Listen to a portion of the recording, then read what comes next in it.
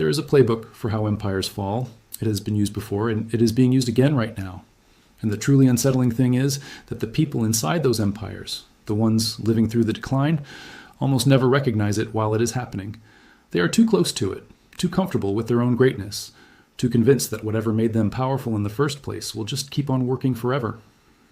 In the 17th century, a small, waterlogged nation on the edge of northwestern Europe did something that had never been done before. It invented modern capitalism. It invented the stock market, the corporation, the IPO, the central bank, and the concept of a global reserve currency. It built the most valuable company in the history of the world. It commanded the seas, dominated international trade, and planted its flag on every populated continent on Earth. At its absolute peak, the Dutch Republic accounted for well over a third of all global trade, managed by a country with a total population of less than 2 million people. To put that in perspective, that is roughly the population of modern-day Houston, Texas, running a financial empire that dwarfed the rest of the known world. And then it was gone, not all at once. Empires never fall all at once. They erode. The rot sets in at the edges first, in small compromises and small defeats, in the slow dulling of the competitive instinct in mounting debts and widening inequality, and a political class more interested in protecting yesterday's wealth than building tomorrow's. The Dutch Republic had all of this, and when the final blow came, it was not a single catastrophe, but the culmination of about a century's worth of decisions that each seemed defensible in isolation, but which, taken together, formed a perfect sequence of self-destruction. You need to understand this story, not because of what it tells us about the Dutch, but because of what it tells us about right now. Because the parallels between the fall of Dutch hegemony and the current trajectory of the United States are not vague or metaphorical. They are precise. They are structural. They map almost point for point. The guilder, the world's first reserve currency, died in a bank run triggered by war debt and institutional overextension. The dollar, the world's current reserve currency, is watching its share of global foreign exchange reserves fall from above 70% in the early 2000s to around 58% today, and still dropping. The VOC, the Dutch East India Company, collapsed under the weight of corruption, bureaucratic bloat, and an inability to adapt its monopolistic model to a world that had moved on. American corporations and institutions are showing symptoms that look uncomfortably similar. And the Fourth Anglo-Dutch War, the conflict that finally tipped the Dutch Empire into irreversible decline, was triggered in part by the Dutch making an enemy of the rising power they should have been cultivating. Sound familiar?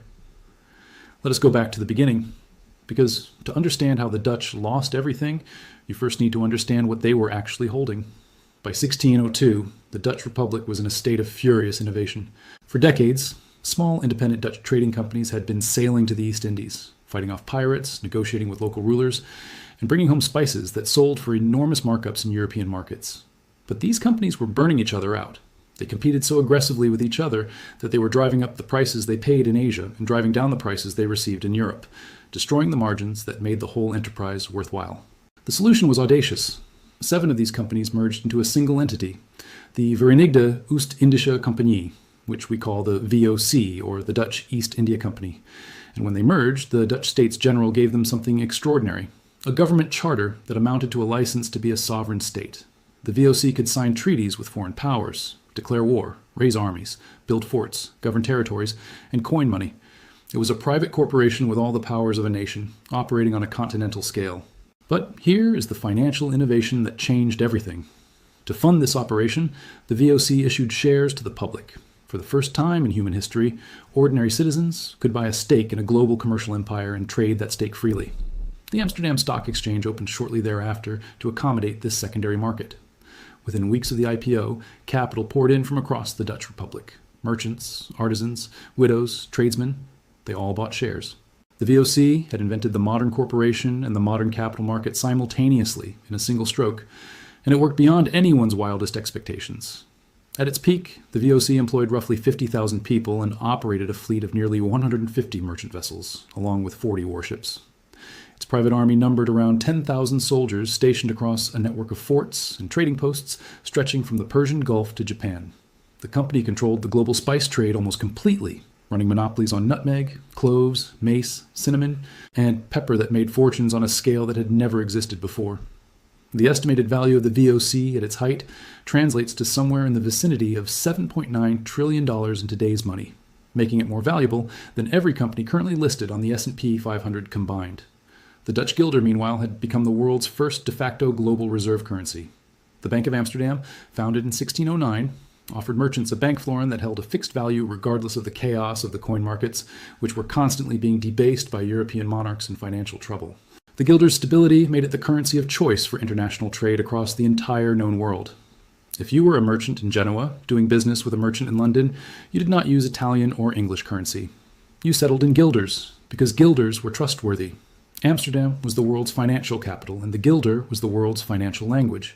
The system, a monopoly trading company backed by public investment, underpinned by a stable reserve currency, and managed by Europe's most sophisticated financial infrastructure, was the engine of Dutch global power.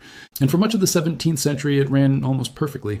Dutch ships made up more than half of all the merchant vessels in the world. Amsterdam's port handled more trade volume than London and Lisbon combined. Dutch painters produced masterpieces of global art history. Dutch scientists and philosophers led European intellectual life. Dutch merchants spread their language, their legal systems, and their financial customs from Cape Town to Nagasaki. Before we get to the unraveling, it is worth pausing to appreciate just how extraordinary the Dutch Golden Age actually was. Because you cannot understand what the Dutch lost unless you first understand what they built. Walk through Amsterdam in 1650, and what you see is the most cosmopolitan city on earth. The canals are jammed with ships from every trading nation. On the Herengracht, the Canal of Lords, merchants have built townhouses of a refinement and elegance that no city in the world can match. The Beurs, the Amsterdam Stock Exchange, founded in 1611, hums with activity every afternoon as brokers trade not just VOC shares, but futures, options, and forwards in commodities that will not arrive for months or years.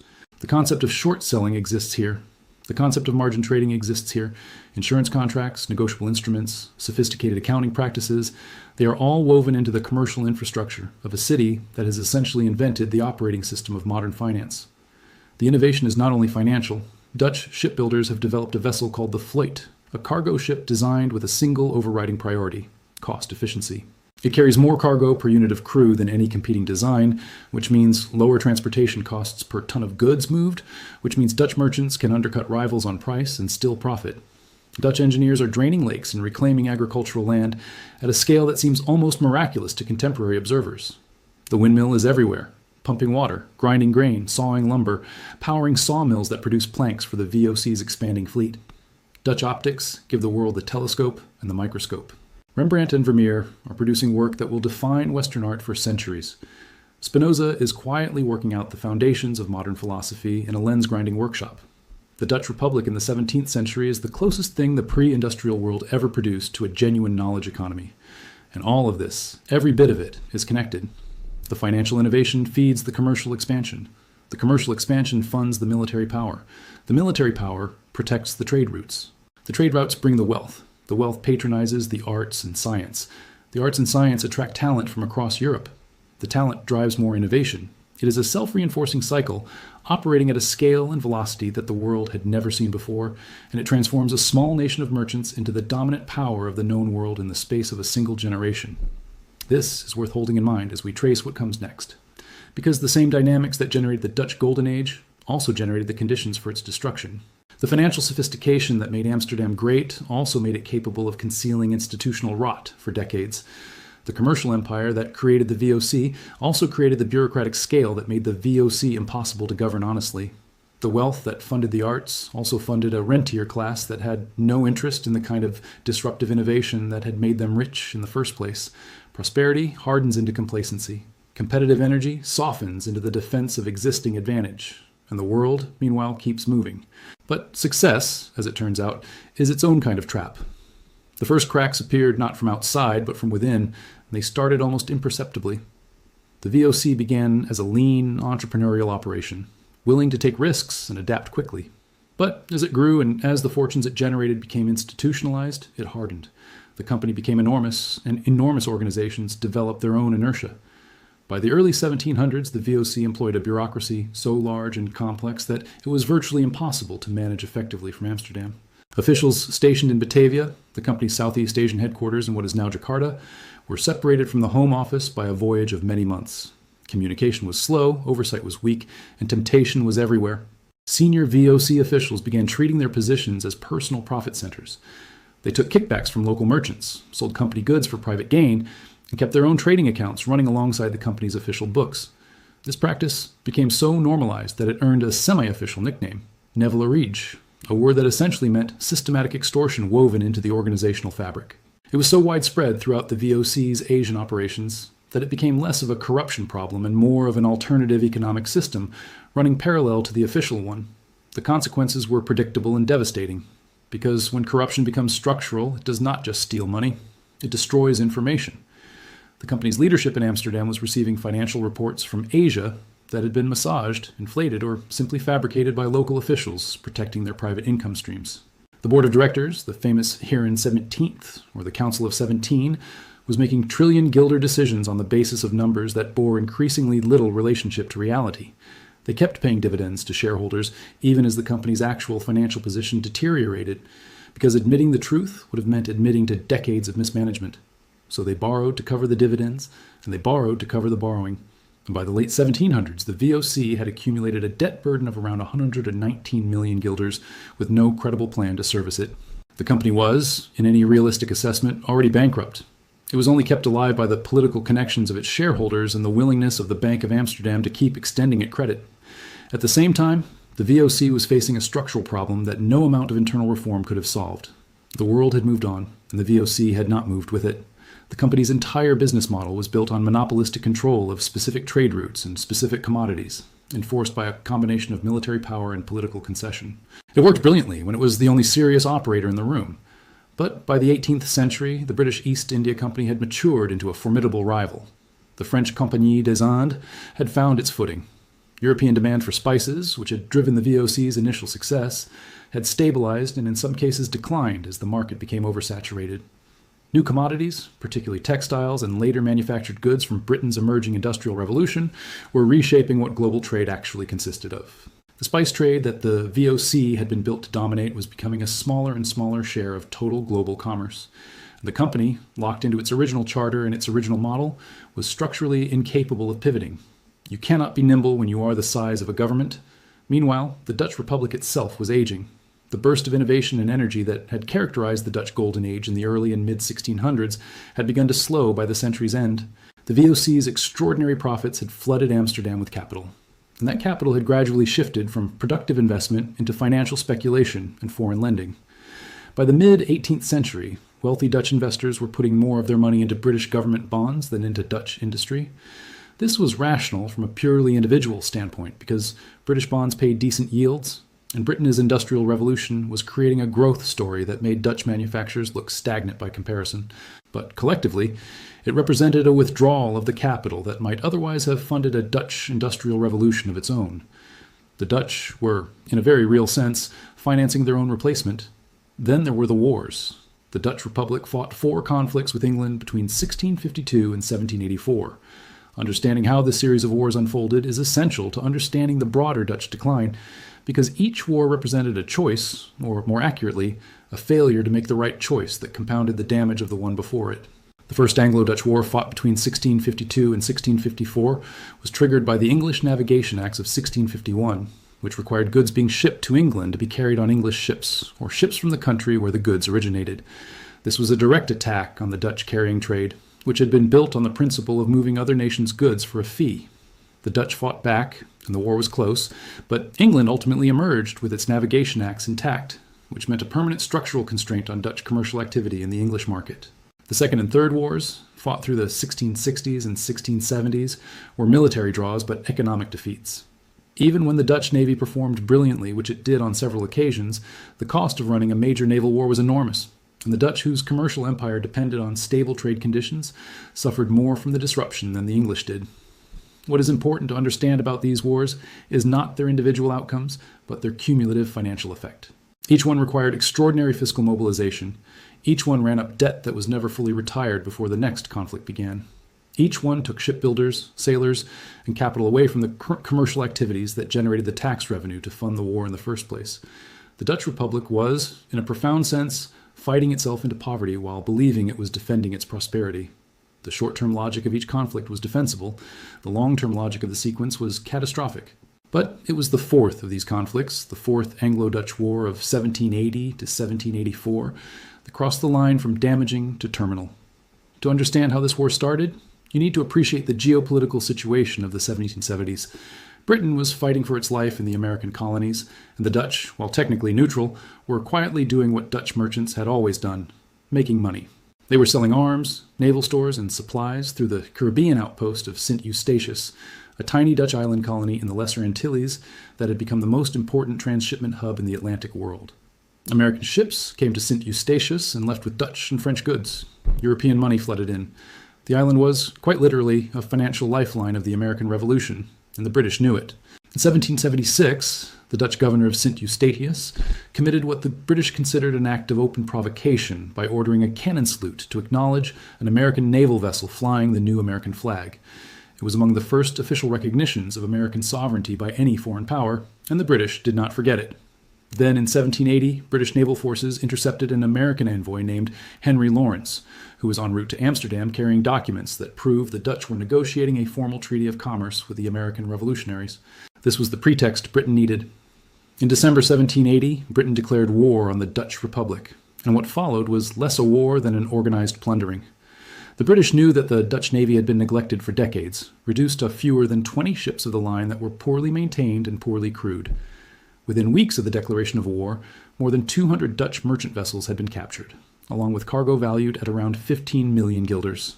British forces seized St. Eustatius, which yielded an enormous haul of accumulated goods. British naval squadrons disrupted VOC shipping lanes across the Indian Ocean, capturing returning East Indiamen loaded with the spices and textiles that were the VOC's commercial lifeblood. What the British were executing, with surgical precision, was a strategy of economic strangulation. They were not trying to conquer the Dutch Republic. They were trying to cut off its income, and it worked spectacularly. The VOC, which had already been struggling under its debt, found its annual return fleets devastated by British interdiction. The revenue that had been servicing the company's massive obligations simply stopped arriving. By 1781, the largest VOC chamber, the Amsterdam Division, had already suspended payment on its outstanding debts. The Bank of Amsterdam was now caught in an impossible position. It had been quietly extending credit to the VOC for years on terms that were never made public to depositors because the VOC was too politically connected and too systemically important to be allowed to fail openly. But now the VOC's debts were unserviceable, and depositors who sensed the problem began what became a classic bank run. People with guilder accounts at the Bank of Amsterdam started converting their paper holdings into gold and silver coins at an accelerating rate. Between early 1780 and early 1783, the bank's reserve ratio collapsed from around 97% to just 28%. The reserve backing that had given the guilder its credibility, the reason the entire world had trusted Amsterdam's currency for over a century, evaporated in less than 3 years. The bank resorted to the one move available to an institution in extremis. It printed money. It issued guilders without the specie backing that had been the entire basis of the currency's value. Merchants and foreign governments noticed immediately the premium at which bank guilders had traditionally traded over ordinary coin disappeared. The guilder's reputation as the world's most reliable currency, a reputation built over a century of monetary discipline, was destroyed in a matter of months. By the time the Fourth Anglo-Dutch War ended in 1784 with a humiliating Dutch defeat, the Bank of Amsterdam was technically insolvent. The province of Holland's debt stood at roughly 250% of the Republic's GDP. The British pound began its ascent as the world's reserve currency almost immediately. The Dutch never recovered financially from the combined blow of the VOC's insolvency, the bank run, and the war debt. The Bank of Amsterdam was formally wound down in 1819. The VOC had already been dissolved in 1799, its territories and remaining assets absorbed by the Dutch state, which then struggled under the burden of that legacy debt for decades. Napoleon's armies rolled through the Republic in 1795. And the once mighty Netherlands spent the next 20 years as a French satellite state, its empire progressively stripped away by British naval power, operating largely unopposed. The Dutch Golden Age was over. The first experiment in modern hegemony had run its course. And it had run its course in a pattern that is, once you know what to look for, unmistakably recognizable. It is worth spending a moment on the moral dimension of what was lost, because it tends to get lost in the financial analysis. The VOC's commercial empire was built on extraction and violence that were extraordinary, even by the standards of a brutal era. The Banda Islands massacre of 1621, in which Dutch forces under Jan Pieter Zoon Koen nearly exterminated the indigenous Bandanese population to enforce a nutmeg monopoly, was one of the most complete acts of colonial genocide in early modern history. The Batavia massacre of 1740, in which Dutch authorities and their allies killed somewhere between 5,000 and 10,000 Chinese civilians in what is now Jakarta, was a pogrom of a scale that shocked even contemporary European observers.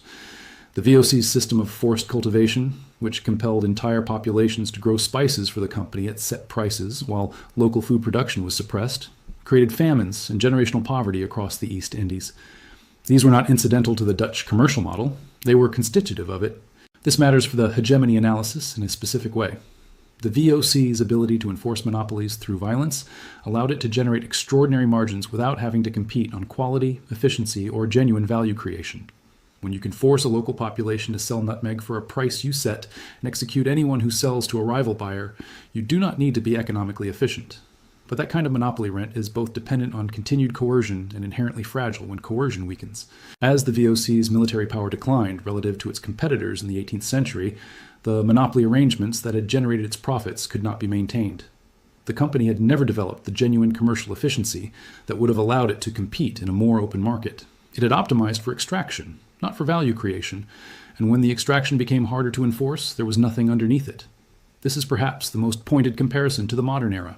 An economy built significantly on financial rent extraction, on the ability to charge for access to the dollar system, to profit from being the world's banker, faces a similar structural vulnerability. If that privileged position erodes, what is underneath it? The Dutch had the world's most sophisticated financial system and genuinely innovative shipbuilding and engineering sectors. They were not helpless without the VOC. But the VOC's collapse revealed how much of the Republic's apparent wealth had been built on institutional monopoly rather than genuine competitive advantage, and the adjustment was painful and prolonged. Now, let us talk about why any of this should concern you today. Ray Dalio, one of the world's most successful investors and one of the most serious modern students of historical empire cycles, has spent years mapping the structural patterns through which great powers rise and decline. His research identifies a set of recurring indicators that show up in every major hegemonic decline in the historical record. Education quality peaks and then erodes. Competitiveness narrows, debt rises. Currency debasement follows internal political conflict. Intensifies military overextension, drains resources, and the reserve currency loses ground slowly at first, then suddenly. Throughout this entire process, the incumbent power tends to respond with a combination of denial, aggression toward rivals, and increasingly desperate financial maneuvers that accelerate rather than arrest the decline. The Dutch showed all of these symptoms in sequence. So did the British Empire after them. And the United States is showing most of them right now. Start with the debt. The United States federal debt reached $37.3 trillion as of mid-2025, an all-time record. The Congressional Budget Office projects an additional $3.4 trillion in cumulative deficits over the following decade under current policy. The province of Holland's debt in 1783 was around 250% of GDP, and historians identify that debt burden as the proximate cause of the Republic's inability to absorb the shock of the Fourth Anglo-Dutch War. The United States is currently running federal debt at roughly 120% of GDP and rising, with unfunded entitlement obligations that push the real figure substantially higher. The Dutch Republic's debt problem was, in many ways, a downstream consequence of expensive wars and the structural cost of maintaining a global military and commercial presence. The United States debt problem has precisely the same shape, driven by military expenditures across multiple theaters, the fiscal cost of the 2008 financial crisis, the COVID-19 response, and the accumulated structural deficit in social entitlements. The numbers are different in scale. The logic is identical. Consider the dollar's reserve status. At the start of the 21st century, the dollar represented over 70% of global foreign exchange reserves. By 2025, that figure had fallen to roughly 58% according to IMF data, with the decline accelerating noticeably over the past decade. Gold's share of global foreign reserves rose from around 13% in 2017 to approximately 30% by late 2025, as central banks diversified away from dollar-denominated assets at a historically unusual pace. China and Russia now conduct over 99% of their bilateral trade in rubles and yuan, bypassing the dollar entirely. Saudi Arabia, the cornerstone of the petrodollar system that has anchored dollar hegemony since the 1970s, has been conducting oil sales in yuan and entertaining broader discussions about diversifying away from dollar-only pricing. China's cross-border interbank payment system, known as CIPS, has expanded to connect 4,800 banks across 185 countries and is growing rapidly as a parallel alternative to the dollar-based SWIFT network. Foreign ownership of U.S. Treasuries has fallen from over 50% of the outstanding market during the global financial crisis to around 30% as of early 2025. None of these numbers, taken individually, is catastrophic, but they trace a consistent directional trend, and that direction is down. This is precisely what happened to the guilder before the Fourth Anglo-Dutch War. The guilder did not collapse because someone attacked it on a particular day. It lost credibility gradually as the institutions backing it were found to be less sound than they appeared, as the commercial empire underpinning it generated less revenue than the debt structure required, and as rival currencies backed by rising powers offered a credible alternative for international settlement. The final collapse was rapid and dramatic, but it was the endpoint of a process that had been building for decades. The mechanism was the same: gradual erosion of confidence followed by an external shock that revealed the structural weakness, followed by a rapid exit that the authorities could not contain. The weaponization of the dollar as a sanctions tool is particularly interesting from a historical standpoint. The United States has increasingly used the dollar's reserve status as a geopolitical instrument, cutting adversaries off from the SWIFT system, and in some cases freezing sovereign assets held in dollar-denominated accounts.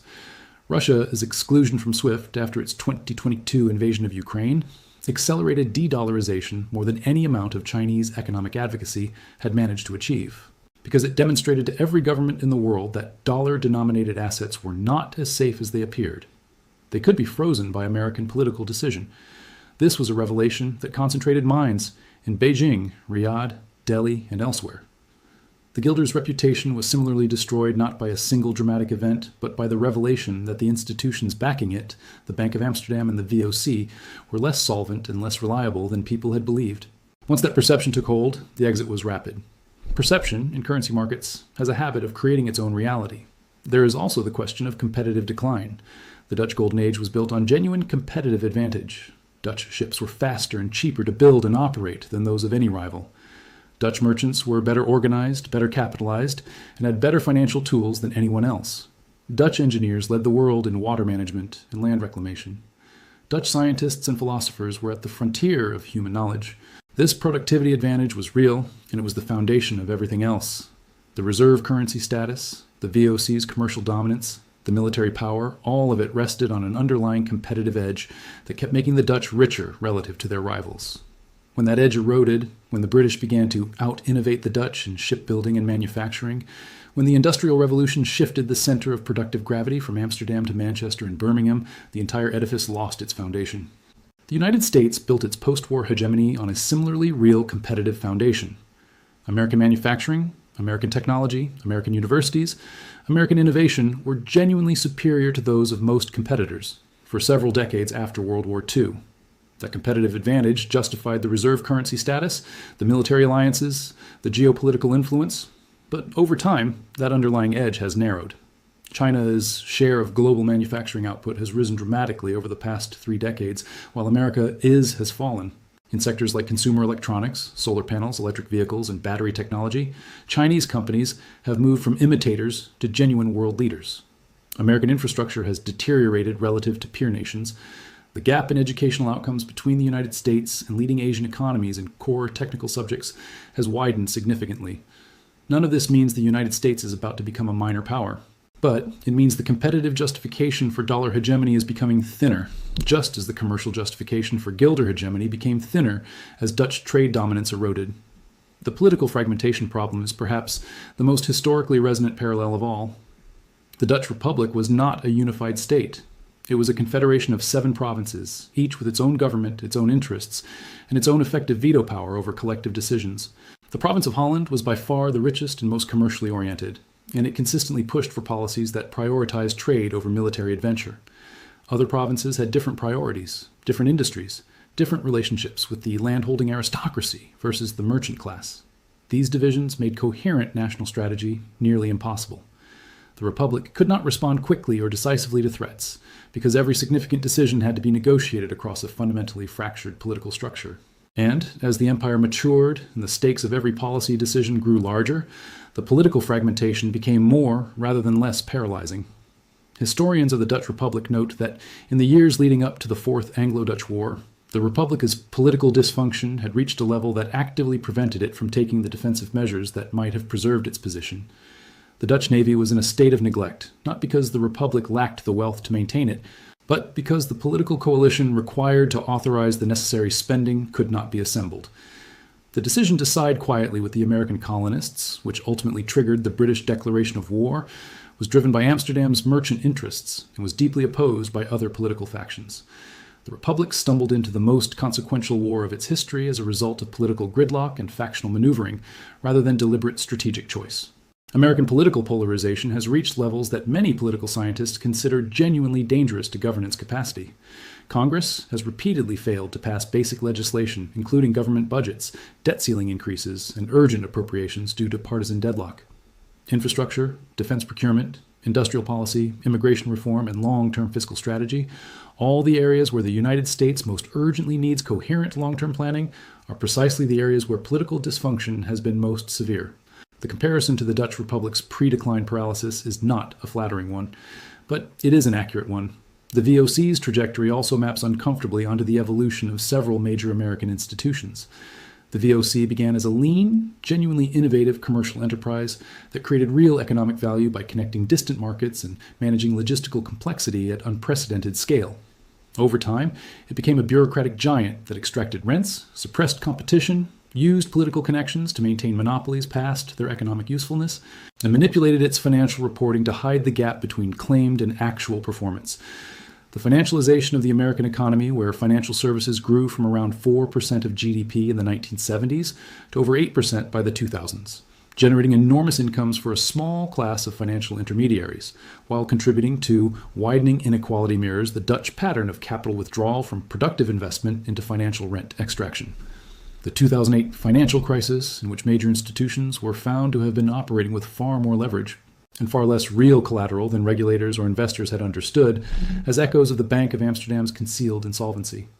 The institutions that are supposed to serve the real economy had instead developed a complex internal life of their own, one that prioritized the extraction of value over its creation. There is another dynamic worth examining carefully, which is what happens to hegemonic powers when they feel their dominance slipping. They do not generally respond with graceful adaptation. They respond with aggression, with the imposition of economic sanctions, with military threats, with increasingly coercive use of whatever instruments of power remain to them. This response is rational from the perspective of any individual administration trying to defend its position, but it tends to accelerate rather than arrest the underlying decline, because it damages the trust relationships that underpin the hegemonic order without fixing the structural problems that are causing the decline. The Dutch response to the British commercial challenge in the 1650s and 1660s was to fight wars. Those wars were expensive, inconclusive, and collectively drained the resources that might have funded the Dutch adaptation that never happened. The British response to the American economic rise in the late 19th and early 20th centuries was more sophisticated, involving negotiated accommodations and alliance structures that converted a potential rival into a successor, an approach that explains why Britain's decline, while real, was managed rather than catastrophic. The United States, under recent administrations, has been reaching for tariffs, sanctions, export controls, and increasingly sharp rhetoric in ways that recall the Dutch experience more than the British one. When China began emerging as a genuine competitor in semiconductor technology, the American response was to impose sweeping export controls on advanced chips, design software, and manufacturing equipment. When Russia sought to build energy relationships with Europe, the American response included sanctions and diplomatic pressure. When BRICS nations began discussing alternatives to the dollar payment system, President Trump threatened 100% tariffs on any country that pursued de-dollarization, and in July 2025 threatened an additional 10% tariff on countries aligning themselves with BRICS financial policies. These responses may be individually defensible as tactical measures, but collectively they project an image of a hegemon that has become more interested in preventing others from rising than in improving its own competitive position. And hegemons who spend more energy on suppression than on renewal tend to find, eventually, that suppression is not indefinitely effective. The key lesson from the Dutch experience is that reserve currency status is not a cause of power. It is a consequence of power. The guilder became the world's reserve currency because Dutch commercial and financial institutions were genuinely the most reliable and sophisticated in the world. When those institutions became less reliable and less sophisticated, the reserve status could not be maintained by force of will or by threatening anyone who tried to use a different currency. The guilder lost its status because the underlying reality had changed, and no amount of political maneuvering could permanently substitute for that underlying reality. The same fundamental logic applies to the dollar. And here is the piece of the story that tends to get underappreciated, which is how the British managed the transition from Dutch hegemony to their own. Because Britain did not simply conquer the Dutch financial system, it largely adopted and extended it. William of Orange's arrival on the English throne in 1688, which we covered in a previous video. If you want the full story, brought with him a Dutch conception of state finance that transformed the English fiscal and monetary system. The Bank of England was established in 1694, modeled in significant ways on the Bank of Amsterdam. British government bonds, issued to fund the wars against France, were structured using the Dutch system of long-term sovereign debt that the Dutch had pioneered. The London Stock Exchange developed from practices that had originated on the Amsterdam Bourse. Even the financial vocabulary of modern capitalism, words and concepts like stock, futures, options, speculation, carries Dutch fingerprints. The British did not defeat Dutch finance. They inherited it, improved it, and relocated the center of gravity from Amsterdam to London. And the reason they were able to do this was that Britain had the Industrial Revolution that the Dutch never managed to have. The productive base that underpinned British financial hegemony was real, and it grew throughout the 18th and 19th centuries, while the Dutch productive base stagnated. Reserve currency status followed productive and commercial power, as it always does. The pound became the world's reserve currency, not because Britain declared it so, but because British manufacturing and British trade came to dominate the global economy in a way that made the pound the natural lubricant of international commerce. This transition, from guilder to pound, took roughly half a century to complete. The pound was already gaining ground as an international settlement currency in the 1780s and 1790s, while the guilder was collapsing. By the 1820s, the pound was unambiguously the world's dominant reserve currency. By the 1850s, London had replaced Amsterdam as the financial capital of the world. But the Dutch commercial infrastructure did not vanish. Dutch merchant houses remained active. Dutch investors remained significant players in international capital markets. The Netherlands retained a commercial and financial sophistication that had no equivalent in most of the world. It just was no longer hegemonic. It was influential. There's a very large difference between those two things. The United States' potential trajectory looks more like Britain's managed decline than the Dutch catastrophic collapse, but only if certain conditions are met. Britain's decline, while real and ultimately complete in terms of hegemony, was relatively orderly because the successor hegemon was an ally and a cultural relative, because British institutions remained broadly functional throughout the transition, and because the British political system retained enough coherence to manage the painful adjustments of decolonization and economic restructuring. The Dutch collapse was more chaotic because the Dutch lost their hegemony to a military defeat while simultaneously experiencing institutional collapse, and because the political system was too fragmented to coordinate a coherent response. The United States faces a combination of pressures that resembles the Dutch situation more than the British one in several important respects. The U.S. debt trajectory is steeper. The political fragmentation is more acute. The institutional opacity and leverage in the financial system is greater. And unlike Britain, which faced a successor that was a close cultural and strategic partner, the United States faces a successor challenge from China, a country with a fundamentally different political system, different values about how international relations should be organized, and no particular interest in preserving the American-designed rules of the international order. This does not mean the United States is about to experience a Dutch-style collapse. The Dutch Republic's vulnerability was in important ways a consequence of its small size and its dependence on a single commercial model. The United States is vastly larger, more diversified, and more deeply embedded in global institutional structures than the Dutch Republic ever was. The dollar's network effects are far stronger than those of the guilder were. When the world's oil, food, and commodity markets are all priced in dollars, when the largest and most liquid bond market in the world is denominated in dollars, when the technological infrastructure of global finance runs on dollar rails, switching costs are enormous. Reserve currency transitions are slow, measured in decades rather than years. The pound remained in significant use as a reserve currency well into the 1960s, decades after Britain's underlying hegemony had clearly passed to the United States. But the direction of travel matters, and the direction of travel is unmistakable. The dollar's share of global reserves is falling. American manufacturing competitiveness is eroding. American political cohesion is fraying. American debt is rising to levels that would constitute serious sovereign risk for any other currency. The institutions that underpin dollar hegemony are showing the kind of opacity, leverage, and political dependency that characterized the Bank of Amsterdam in its later years.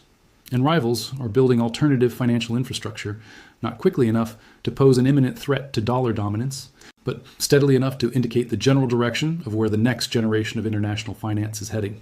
What the Dutch story teaches us, more than anything else, is that the seeds of decline are always planted in the era of peak success. It was the VOC's dominance of the spice trade that generated the complacency that prevented it from adapting. It was the guilder's reserve status that allowed the Bank of Amsterdam to extend credit. It should not have extended, secure in the belief that the guilder's reputation was an inexhaustible asset. It was the Dutch Republic, its commercial wealth, that funded the rentier class that then stopped reinvesting in Dutch productivity. Each of these dynamics was made possible by the success that preceded it, and each of them, in turn, made the eventual decline both deeper and more difficult to reverse. There is one more lesson from the Dutch experience that deserves particular attention, and it is perhaps the most uncomfortable one. The Dutch Republic was not brought down by a single enemy or a single catastrophic mistake. It was brought down by the accumulated weight of reasonable-looking decisions made by people who were, for the most part, doing their best within the constraints of their situation. The VOC officials who supplemented their incomes through institutionalized corruption were responding rationally to poor monitoring and perverse incentives. The politicians who failed to maintain the Navy were navigating genuine political constraints. The investors who moved their capital to Britain were maximizing their individual returns. The Republic stumbled into the Fourth Anglo-Dutch War through a sequence of miscalculations that each seemed, at the time, less risky than they proved to be. There was no single villain. There was no moment of deliberate self-destruction. There was just a slow accumulation of individually rational decisions that collectively produced an irrational and catastrophic outcome. That is how empires end. Not with a declaration, not with a single ruinous battle or a single disastrous policy, but with 1,000 small decisions, each defensible in isolation, that together trace the arc of decline. And by the time the arc becomes visible to everyone, it is usually too late to easily reverse. The Dutch Republic did not disappear. The Netherlands today is a prosperous, stable, and influential country, a significant financial center and a major exporter. But it is not a hegemon. It is not the country that writes the rules of the global financial system, or backs its currency with the accumulated trust of the entire trading world. The VOC is gone. The guilder is gone. The Bank of Amsterdam is a historical footnote. The empire built on 2 million people. His extraordinary burst of commercial and financial innovation lasted about a century at its height, and then the world moved on. History does not announce its transitions in advance. It does not send official notices when the peak has been reached and the descent has begun. It only becomes clear in retrospect, when the numbers are assembled and the pattern becomes visible, that this was when the tide turned. What we can say with confidence, looking at the data available in early 2026, is that the structural indicators that preceded the fall of Dutch hegemony are present in the American system today. The reserve currency share is declining, the debt is rising, the political cohesion is fraying, the competitive edge is narrowing. The institutions are showing signs of the opacity and leverage that characterized the Bank of Amsterdam before the run. And rivals are constructing alternative architectures that will, over time, reduce the network effects that currently make the dollar so difficult to displace. None of this is destiny. The Dutch story is a warning, not a prophecy. The United States has resources, institutions, and capacities that the Dutch Republic never possessed. It has the world's most powerful military, the world's deepest capital markets, the world's most innovative technology sector, and democratic traditions, however imperfect they currently appear, that have proven remarkably resilient over 2.5 centuries. These are real advantages, not illusions. But advantages only maintain themselves if they are cultivated. The Dutch had real advantages too, advantages in finance and commerce and naval technology that were genuinely world-leading at their peak. Those advantages atrophied because the Dutch system stopped investing in maintaining them, preferring instead to extract rents from existing positions and to let the next generation figure out the future. The question is not whether the United States will eventually decline. Every hegemon declines. The Dutch did, the British did, and the Americans will. The question is whether that decline will be managed and gradual, with the United States transitioning from sole hegemon to leading power within a multipolar order while maintaining genuine prosperity and influence, or whether it will be sharp and destabilizing with the kind of institutional failure and currency crisis that destroyed the Bank of Amsterdam in a matter of years. That outcome is not predetermined. It depends on choices that have not yet been made by institutions that still have the capacity to make them if they choose to. The Dutch had that chance too. They had decades in which the structural problems were visible, in which reform was possible, in which the trajectory could have been altered. They did not take that chance because the political system was too fragmented, because the institutions most in need of reform were also the most politically powerful, and because the people who would have borne the costs of reform were not the same people who would have reaped its benefits. It was easier, in each particular moment, to delay rather than act, until the Fourth Anglo-Dutch War made delay impossible, and by then it was far too late. The history is there. The playbook is written. Whether anyone is reading it carefully enough to matter is ultimately the question that everything else depends on. If you made it all the way through this one, I genuinely want to know what you think is the single most striking parallel between the Dutch and the Americans. leave it in the comments. And